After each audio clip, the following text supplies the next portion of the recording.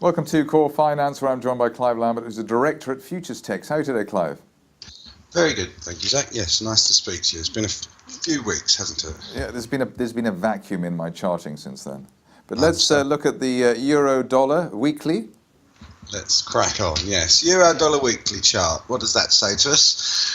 We are in a rising trend at the moment, and we've got some important levels at 113.10 and 112.57 below, and as long as they hold, I think we can keep going higher, because we're now at levels last seen in May of last year. And there's not too much resistance immediately above. The next levels of note above are 116.17 and 117. What is that? Hang on, sorry. 117.36. 117.12. 15 high, and that coincides with the fib retracement at 117.36. Indeed. So there's an area around there as well that we can aim for. Right. And looking quite perky for now, yeah. And the other thing, I suppose at the moment, most people are expecting this to fail. They've been expecting it to fail from like 105, but they're expecting it to fail probably where it failed before, like the 116, 115, 116 area. But is there an argument for saying that it might just actually just go straight back up the way it came down in 2014? Well, certainly if we get through 117, that 117.12 to 36 area, then we've got, then we could quickly go to 120, 150, maybe even to 126. But yeah, I mean, the trend, pretty clear on that chart, has been sideways for 2 years now. Okay, let's go on to the next situation, which is pound-dollar weekly and consolidation. Slightly different story, really. We failed at 130.5 for the second time in a few months. And I actually put out a short-term sell on this yesterday, which is going along quite nicely. So 130.5 and then 132.65 are big levels to the upside. And for now, actually, it's painting a slightly different story to the euro against the US dollar, in that it's looking slightly damper. We did see a strong reaction to the numbers this morning.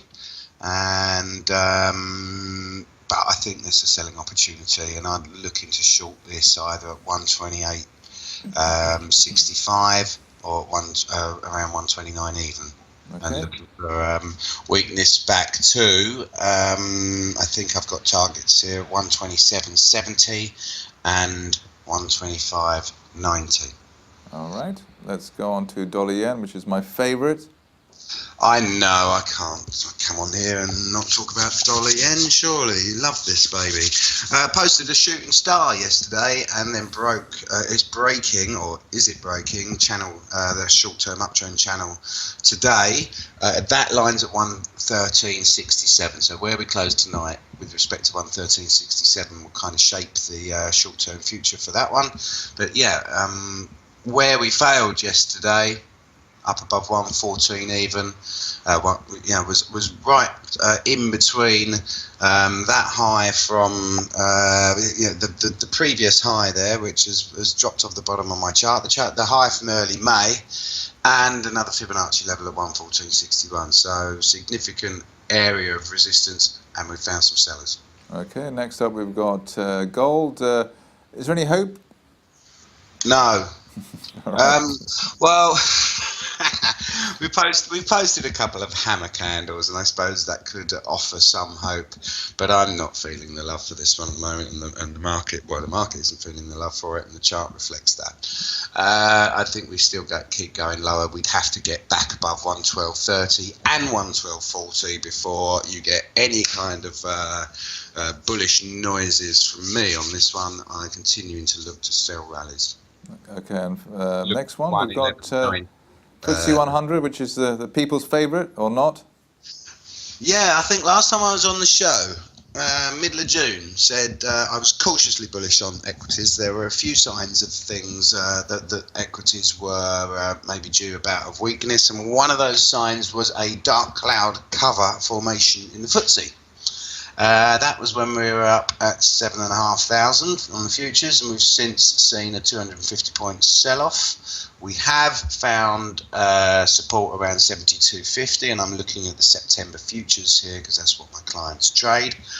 But for a week and almost 2 weeks now, we've been stuck between 72.50 and 73.30 to 73.40. We're at the top end of that range now, and it's probably it might be a good place to attempt to short right now. Clive Lambert, Director at FuturesTechs, thank you very much for returning to us here on Core Finance. Pleasure. Speak soon, sir.